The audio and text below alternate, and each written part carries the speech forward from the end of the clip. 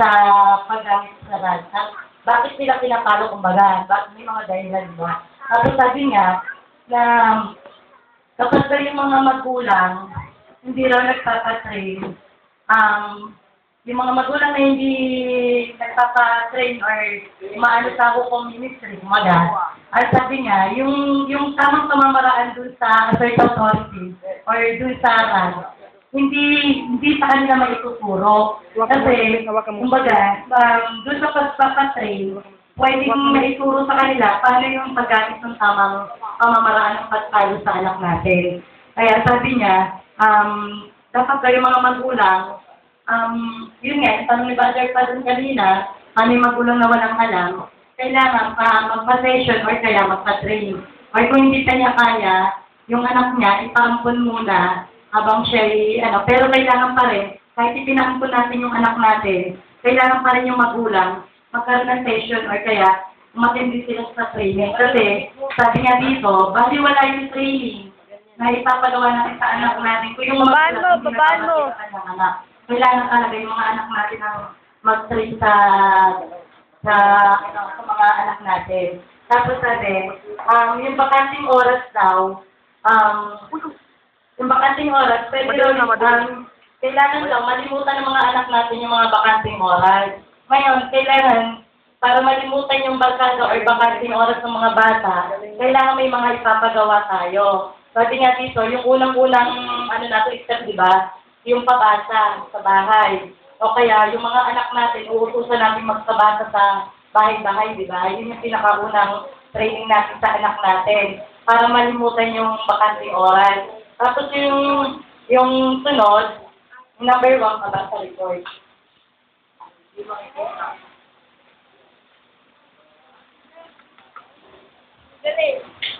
Kahit yan ang paglimot ng anak natin sa mga bakanting oras niya para mawala. Tapos yung sunod, yung slide report.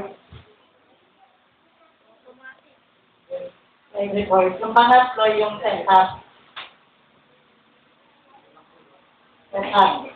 Ngayon, kailangan pagawa natin sa anak natin itong mga to para yung bakanting oras ng anak natin mawala. Kasi kapag hindi natin inutusan yung anak natin na gawin yung mga yan, pwedeng mahaba yung bakanting oras nila. Talagang malaki ang mauubos na schedule nila sa bahay or sa labas or yun nga, yung school.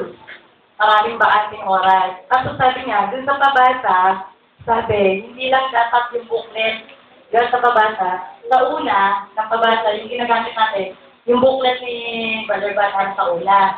Pero sabi, pag na tayo, continue na yung ginagawa natin, hindi lang yung booklet ni Brother Ban naman ginagamit natin. Pwede na rin yung ibang booklet para pwede na nila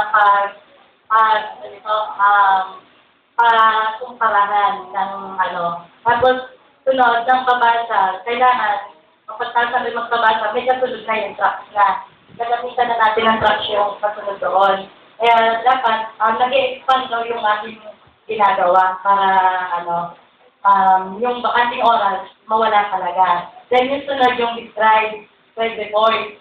Yung describe report na tinatawag, tulad ngayon, nandito tayo sa iglesia, kailangan yung anak natin, yung patulad sila Irish, katabi dapat ng magulang. Then, yung mga magulang, tatabi sa kanila, then aakbayan or yung tanong-bulong. Kailangan may tanong-bulong para, sabi nga, masundan nila yung mga sinasabi ng nagtuturo at malaman natin na hindi lumilipad yung isip nila. Tapos yung mga baby nga, yung maliliit, dapat nasa unahan niya lang para yung baby presentation nga, magawa yung kumbaga talagang nakatutok yung bata. Kahit di talaga nakaintindi yung bata, dahil sa ganun ang ginagawa, masasanay rin yung bata na ginagawa yung ganong paraan. Ang kakalakihan nila. Dahil sabi nga dito, yung sa tanong-bulong, kapag raw, dapat tutok na yung bata, then pagdating sa bahay daw, kailangan may paniningil yung magulang. Sisingilin ng magulang yung mga anak kung ano yung mga naisulat nila para malaman kung talagang nakinig sila. At makikita natin yung haba ng pagsulat nila. Ibig sabihin, kung kakaunti ang naisulat sa dami ng nagturo, sabihin, hindi talaga nakinig yung anak natin.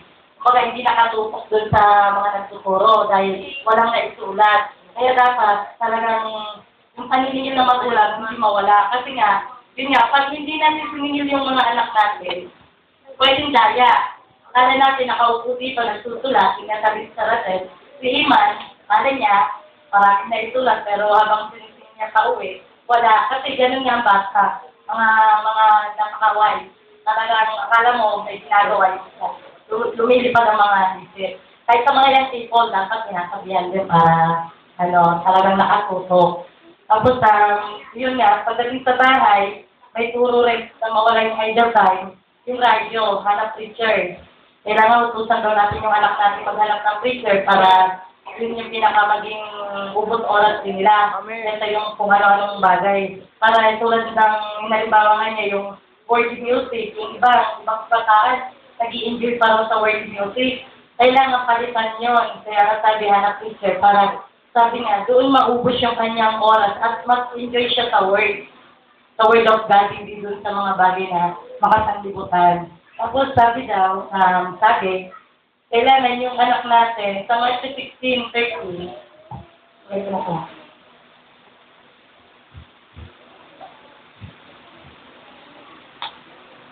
Sa March 16:13, turuan daw natin yung anak natin mag-interview. Sa 15, verse 15, yung magtanong kasama na rin sa interview. Sabi nga, dapat daw, utusan natin yung anak natin mag-interview or magtanong. Isa sa paraan para mawala yung bakanting oras nila. Kasi doon sa pag-i-interview, kailangan daw yung anak natin, lalo yung mga young people, para maiwasan daw yung mga yung usapang walang kwenta or usapang buhay-buhay. Or yun nga, maiwasan yung SPM na mali. Kailangan, utusan natin silang mag-interview para doon na lang daw maubos yung oras nila. Doon at maging enjoyment nila yung sharing sa mga kapatiran or doon sa ibang platform. Tapos, para yung enjoyment nila mapunta sa Word of God. Tapos sa kasunod, kailangan may set up. Set up. Kailangan yung mga anak natin, turuan natin mag-set up para daw sabi niya, pag nag-set up daw yung mga anak natin, hayaan natin maipit sila. Kasi pag naipit daw sila sa pag-set up, magkakaroon sila ng parang gigil na talagang malaman yung isang bagay kasi naipit sila. Kaya kailangan, kapag doon sila nagtanong at naipit, pabayaan daw natin kasi magkakaroon sila ng interest, alamin yung mga bagay na kung saan sila naipit. Sabi niya, sa Matthew 17:10, pakibasa na lang yung 17:10. Lang muna. Thank you. Matthew 17:10.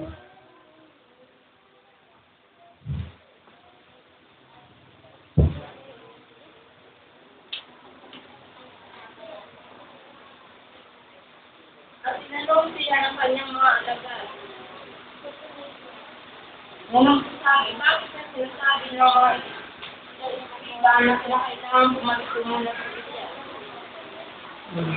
Baga, doon sa 17:10 kasi yung nakababa, sabi niya, yung mga raw doon, illegal policy, nung time na yun, pagkatanong. Kaya, ganun din sa mga anak natin. Hayaan natin maligit sila para kapag talagang magtatanong sila ng magtatanong. Yun yung paraan na magkaroon ng sila, pwede sa pagtatanong. Tapos sabi niya, yung mga nalalaman nila, yung mga naging text na sila or yung scribe, kailangan maging handaog nila yon. Sabi nga ni, effective report ko kay Roger Patrick. Yung handaog, sabi, yung ibang anak daw, lalo yung mga anak na nasa trabaho, ang pinakahandog nila sa mga magulang nila, yung kita sa trabaho, yung pera.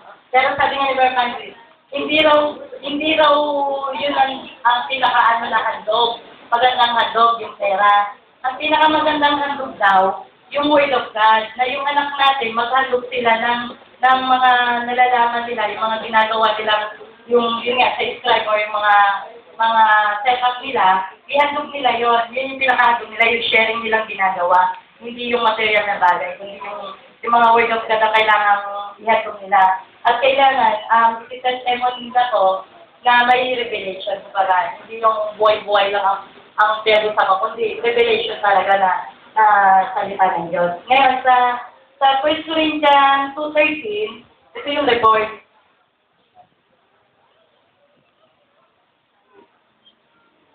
Report. Ito yung report. Tapos, kasama na rin yung Romans 10:9. Romans 10:9. Saka, awit.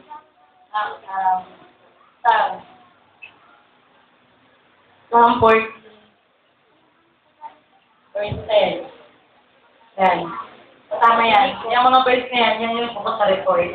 Tapos, sabi nga, ang pinakamataas na testimony ay yung revelation ng buhay at dapat pinahanda. So, sa bahay pa lang daw, dapat yung iahandog ng mga anak natin.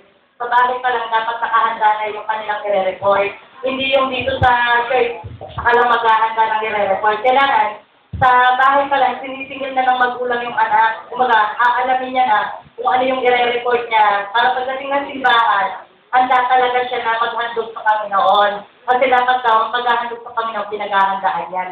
Hindi yan yung parang basta-basta lang na ginagawa na. Saka lang magbabasa dito ng booklet kapag nandito na. Ibig sabihin, hindi talaga pinaghandaan at hindi talaga handog na matatawag kasi parang matakpan lang yung kanilang kakulangan. Ibig sabihin, idle time talaga yung nangyayari sa kanila. Tapos, sabi niya doon, sa Exodus 13:15, Exodus 13:15. Ito yung yun nga, yung sabing walang lalapit na walang dala. Pakibasa nga, pakibasa sa Kuya Bernard.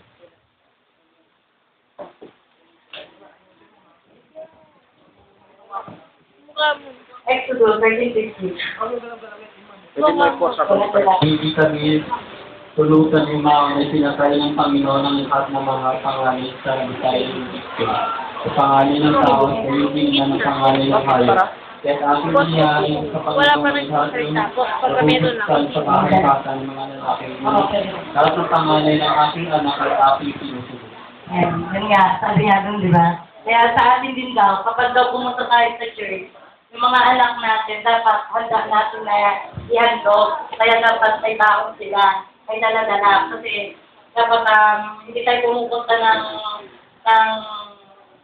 church na walang handa yung mga anak natin. Yan. So rin yung support ng pagka wala nang bakanting oras. So yung talagang, yung tingin ng magulang, dapat talaga tutok yung magulang. Walang patlang. Tapos yun nga, sabi, sa Revelation 10:11, sabi, yung Naumas Prophecy again, sabi doon, sabi nga, kung nagpapahayag daw tayo, sabi, dapat daw nagsisimula ko sa pamilya natin, sa loob ng pamilya natin. Kaya, sa pamilya natin magsisimula, tapos, yun yung babaunin nila papuntang church. Yun yung pinakahandog nila, magre-report nila. At kung ano yung pahayag sa loob ng church, yun din daw dapat yung pahayag sa bahay. Kung parehas, yung ginagawa natin sa loob ng church, diba, ganito nga, nagsisingol tayo na gano'n, hanggang bahay, baon-baon natin to, ginagawa rin natin to. Hindi pagdating sa bahay, wala na tayong ginagawa, hindi nagawain yung ating mga pinagagawa, kundi yung idol time talaga ng anak natin, pinabayaan na. Kaya dapat daw, yung pinapahayag natin, nagsisimula talaga sa pamilya natin. Kaya yung mga magulang, kailangan talaga tutukan nila yung mga anak nila. Na, yun nga, maningil, wagayahan yung oras nila para maiwasan yung gano'ng Saka sabi doon, dutungan ko, doon sa setup nga raw, maganda yung setup kasi doon daw sila makakahanap nung magiging LCM nila. Kumbaga, malalaman nila sa setup kasi kung sino yung mali yung word na doon kukuha ng LCM na parang mabilis ang LCM. Yung, kasi yung nakaraan na rin sa mga bata, parang doon kukuha ng LCM, pag-set daw, ganun ka. Pero ang talagang doon, purpose, ma-enjoy yung bata yung pag-set up, pagtatanong, yung word of God. Tapos, sa kanila makikilala yung magiging ka-LCM nila doon sa mga nakaka-set up nila. Kasi malalaman nila doon kung sino yung tutok sa Word of God. Kung sino yung talagang Word of God ang habol or LCM ang habol. Kumbaga, doon nila makikilala yun. Doon nila malalaman kung ang habol talaga nung isang lalaki or yung babae, spiritual ba talaga na LCM muna or laman lang na LCM. Kaya sabi nga ni Berpan, hindi risky yung setup, basta yan ng mga magulang. Na yun nga yung tanong ni Joey kanina, paano kung ang setup ginagawa ng LCM pala ang ginagawa na ng anak natin. Kaya nga may turo tayo na na pag nag-text yung anak natin, tatabihan natin. At yung cellphone na gamit hanggang na rin niya sa atin, sa mga magulang. Hindi natin palayain na magkaroon ng sarili cellphone yung anak natin. Kasi pwede talagang ang ka-text nila, yung text ng mga classmates or mga barkada sa labas. Kaya dapat talaga, yung text setup, magiging banal yan at magiging mababantayan talaga natin anak natin na hindi LCM ang magiging bulok. Yung pag-text nila, tatabihan mo, yun yan, yung turo, yung pattern na gagawin natin. Tatabihan mo yung anak mo, ikaw ang magsasabi ng itatanong niya, siya ang magta-type sa cellphone. Then, ngayon, pag sumagot yun, babasahin niya yung sagot doon sa cellphone, i-report niya yun sa magulang. Ganun dapat yung gagawin ng mga magulang. Para malaman talaga, pero nakatutok dapat yung magulang. Kasi kung pinabayaan natin sila lang ang mag-text, di talaga, konting saglit lang talaga pwedeng katukin ng kaaway. Kasi yung mga influensya ng halipin ngayon, mabilis eh. Kaya dapat, hindi natin palayain ng ganun palaya yung anak natin agad. Na, yun nga, para maiwas din sa pagkahulog sa LCM. Maging tama yung LCM nilang haharapin. Talagang, ang kasi dito, ang tutok dito sa Turo ni Berman, yung idol time talaga mawala sa buhay natin. Sa mga anak natin. At ma-infill na nila yung Word of God. Hindi na nila kaiinipan. Yung nasabi, kung nag-i-enjoy daw yung mga anak natin doon na magkakaroon ng kapahingahan yung mga magulang. Kasi, nababantayan na rin ng mga anak yung sarili nila, kumbaga, yun. Mahal na si Baye dito sa mundo. Okay. 5 minutes daw. Bibli ang sagot. Ako na lang magtanong about dun sa LC, nakalik ko na rin LC. Para na rin malinaw sila. Ayon sa iyong naabot sa pag-aaral sa hukulan, ano ba talaga dapat ang magiging takbo? Ano ba ang tamang SCM na yung sinasabi offensive? Pati paliwanag na. Yan. Offensive. May dalawang klase ng LCM, offensive at defensive. Yung offensive LCM, Doon muna tayo sa offensive LCM, ito yun, sabi nga, yung offensive LCM, yung mga anak natin, sabi nga ni Mary Francis, objective lang po, kahit yung anak daw natin maliit pa, sabi niya, yung mga magulang dapat, tumatarget na talaga ng makakapareha ng anak natin. Kumbaga, may parang gagayahin natin yung Abraham handa na maliit pa, may natatanaw ng magiging yung anak natin sa loob ng mismong church natin. Kumbaga, pero hindi ibig sabihin, mag-aasawa na yung gano'n. Kumbaga, ang nga niya, para maiwas doon sa pagkahulog. Kaya nga offensive, ibig sabihin,